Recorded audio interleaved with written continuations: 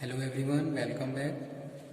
Student, आज हम discuss करेंगे एनवायरमेंटल साइंस में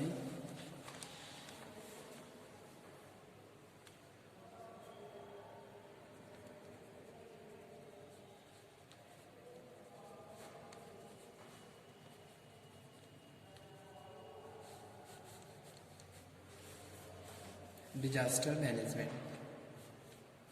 ठीक है, डिजास्टर मैनेजमेंट का ये जो टॉपिक है एग्ज़ाम के पॉइंट ऑफ व्यू से इम्पॉर्टेंट है, तो आप इस टॉपिक को नोट डाउन कर लीजिए।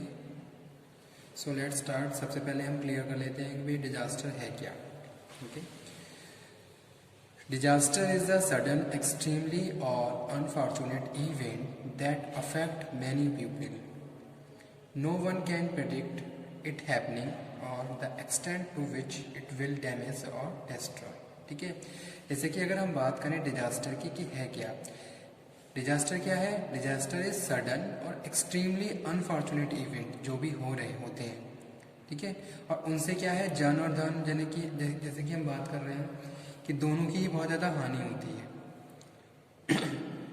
सिंपली अगर मैं कहूँ कि जैसे कि भी अर्थक्वेक है, अर्थक्वेक का कुछ पता नहीं है कि कब आ जाए, किस तरीके से आ जाए।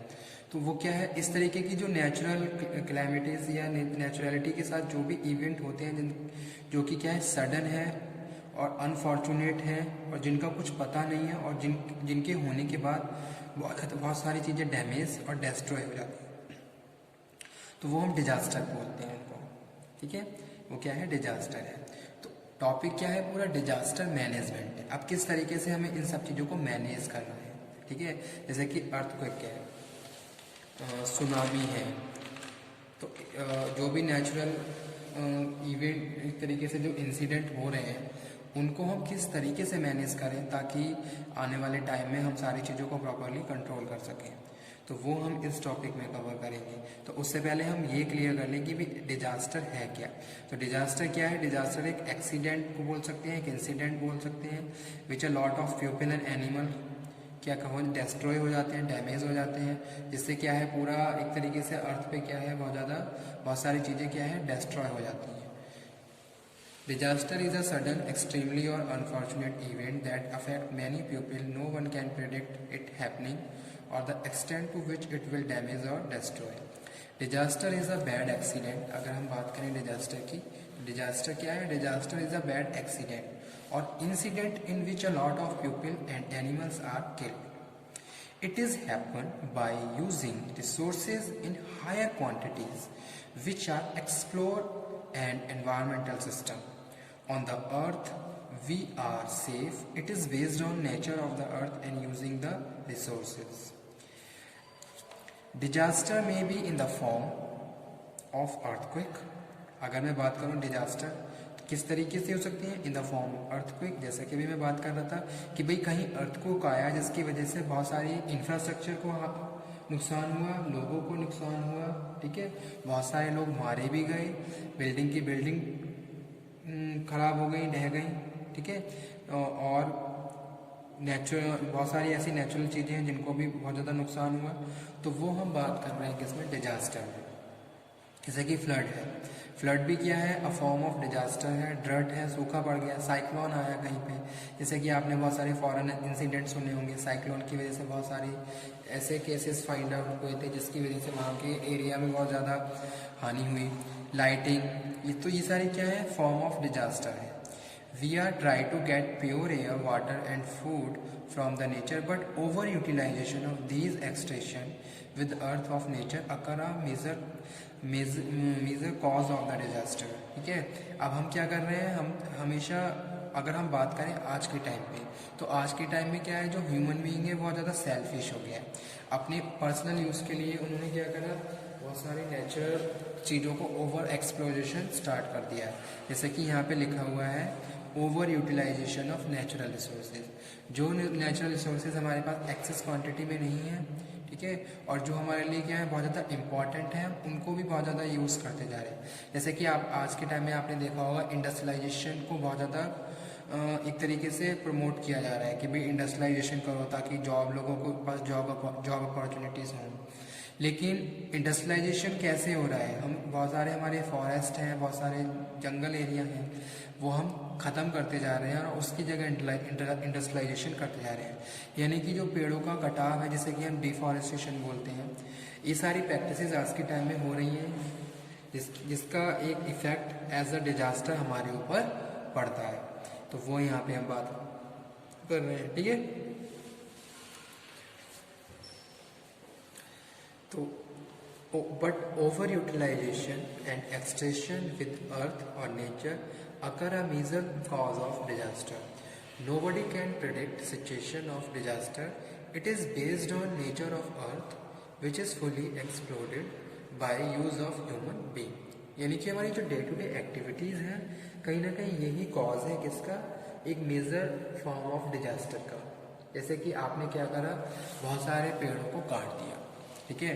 अब आप बहुत सारे पेड़ों को काटते जा रहे हो, पेड़ पौधों को नष्ट करते जा रहे हो, तो कहीं ना कहीं उसका एक जो रिजल्ट फाइंड आउट होगा बाद में, वो फ्लड के रूप में रहेगा, ठीक है। या फिर अगर हम बात करें डर्ट, तो सूखे के रूप में भी रह सकता है। तो कहीं ना कहीं किसी ना किसी इफेक्ट में वो सारी चीज़ें हमारे ऊपर ही एक तरीके से हमें ही क्या है, बहुत ज़्यादा नुकसान पहुंचाती हैं। तो वो यहाँ पे हम बात कर रहे हैं डिजास्टर में। तो डिजास्टर क्या है, डिजास्टर क्या है, अनफॉर्चुनेट इवेंट है जो अफेक्ट करता है ह्यूमन बीइंग को, उनकी लाइफ को, जिस भी तरीके से हम सरवाइव कर रहे हैं। अब आज के टाइम में हम क्या कर रहे हैं, आर्टिफिशियली बहुत सारी चीज़ों को फॉलो करते जा रहे हैं, नेचुरली बहुत सारी चीज़ों को हम यूज़ कर रहे हैं, लेकिन उनका ओवर यूटिलाइजेशन कर रहे हैं, एक्सप्लोटेशन कर रहे हैं। इसका इफेक्ट कहीं ना कहीं हमारे एनवायरनमेंट में पड़ता है। जैसे कि हम बात करते हैं ओवर यूज़ ऑफ वाटर।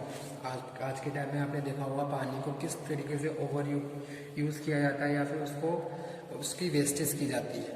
अब अगर हम बात करें पानी की, तो पानी के लेवल को अगर आप देखें, और बहुत सारी सिचुएशन आप ये भी देखते होंगे, कहीं पे तो सूखा है, कहीं पे बाढ़ आ गई है, कहीं पे पानी की वजह से इतनी प्रॉब्लम है कि वहाँ का जीवन अस्त व्यस्त हो गया है।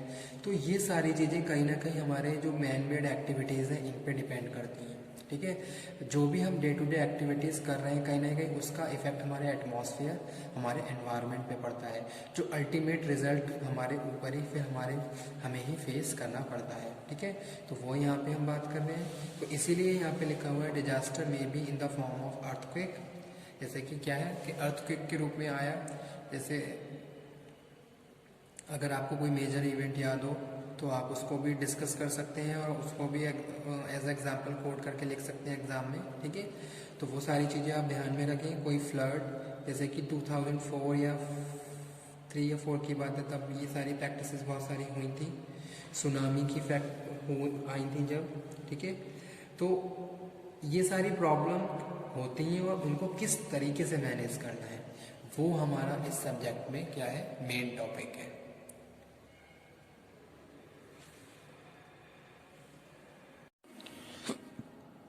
तो आज का टॉपिक हमारा यही था, डिजास्टर मैनेजमेंट का, जिसमें हम बात कर रहे हैं किसकी, अर्थक्वेक की।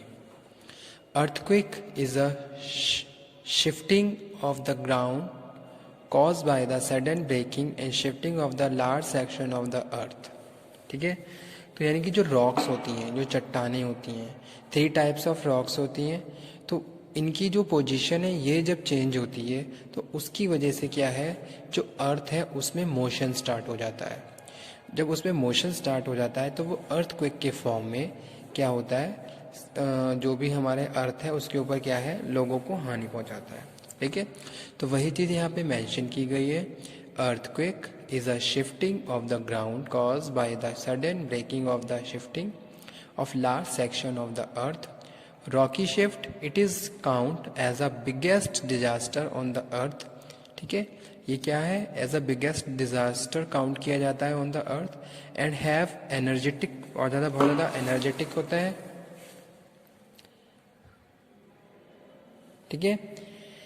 Sometimes an incident when it occurs. Possible cause of earthquake क्या क्या होते हैं, अब ये देख लेते हैं। तो एक हम किसकी बात कर रहे हैं, डिजास्टर की बात कर रहे हैं, और किस तरीके से इस डिजास्टर को मैनेज किया जाता है वो हम डिस्कस कर रहे हैं। तो यहाँ पे हम कह रहे हैं भाई पॉसिबल कॉज ऑफ अर्थक्वेक कौन कौन से हैं रिलेटेड टू अर्थ स्ट्रक्चर। तो जो अर्थ का स्ट्रक्चर है उस वो क्या है, एक कॉज हो सकता है किसका, डिजास्टर का। तो यहाँ पे हम बात कर रहे हैं cracking, breaking and sliding of the rocky plates in the inner shell of the earth. तो यानी कि हमारे जो अर्थ है, अर्थ के अंदर जो प्लेट्स हैं वो या तो क्रैक कर रही हैं, या फिर वो टूट गई, या फिर वो स्लाइड्स खिसक रही हैं इधर से उधर। तो वो उनकी वजह से जो मोशन होता है वो अर्थक्वेक की फॉर्म में हम उन्हें फेस करते हैं। तो वो यहाँ पे हम बात कर रहे हैं lack of reconciling on the earth activities of the different faults of the rocky plates, ठीक है। और दूसरा कारण भी हो सकता है रॉकी प्लेट्स का जो आपस में मूव कर रही हैं, टकरा रही हैं, तो वो भी एक कारण बन सकता है अर्थक्वेक का। उसके बाद हम बात कर रहे हैं affecting any other place of the earth due to the fault of the certain place, possibility of earthquake due to the unexpected change at the certain places, related to human involvement, extraction of water from the earth like use of tubewells। जैसे कि आपने क्या करा, बहुत ज़्यादा गहराई में जाके पानी को निकाला, ट्यूबवेल्स बहुत ज़्यादा लगाए जा रहे हैं, तो कहीं ना कहीं ये सारी एक्टिविटीज़ भी एक कॉज बन जाती हैं किसका, अर्थक्वेक का। एम्प्टी ऑफ द वास्ट रिजर्वियर्स, ठीक है, यानी कि जो बड़े बड़े पानी के जो स्रोत होते हैं वो खाली हैं, तो वो भी एक कारण बन सकते हैं किसका, अर्थक्वेक का। न्यूक्लियर और एक्सप्लोजन भी किया है जो अंडरग्राउंड होता है, वो भी एक बिग कॉज है किसका, अर्थक्वेक का। इंजेक्टिंग और water and cement for strengthening in the structure. तो ये सारी जो एक्टिविटीज़ हैं कहीं ना कहीं ये भी क्या है, एक कॉज बनती है बाद में किसका, अर्थक्वेक का। तो ये है पॉसिबल कॉज ऑफ अर्थक्वेक, जहां हम बात कर रहे थे related to earthquake, earth structure, यानी कि अर्थ के स्ट्रक्चर के हिसाब से जो भी शेल्स हैं, जो भी प्लेट्स हैं जिनका मूवमेंट हो रहा है, या ब्रेक हो रही है, या खिसक रही हैं, स्लाइड हो रही हैं, या फिर हम बात करें आपस में इनका जो मेल्टिंग है, या फिर कोई अदर सोर्स भी हम कह सकते हैं। Affecting any other place of the earth due to the fault of the certain place, या फिर possibility of earthquake due to the unexpected charge of the certain places. यानी कि अगर हम बात करते हैं जैसे कि जमीन के अंदर कुछ गैसेज हैं जो आपस में क्या है, रिएक्शन कर रही हैं, जिसकी वजह से क्या है, जमीन के अंदर थोड़ा टेम्परेचर हाई हो रहा है, तो वो भी एक कारण बन सकता है अर्थक्वेक का।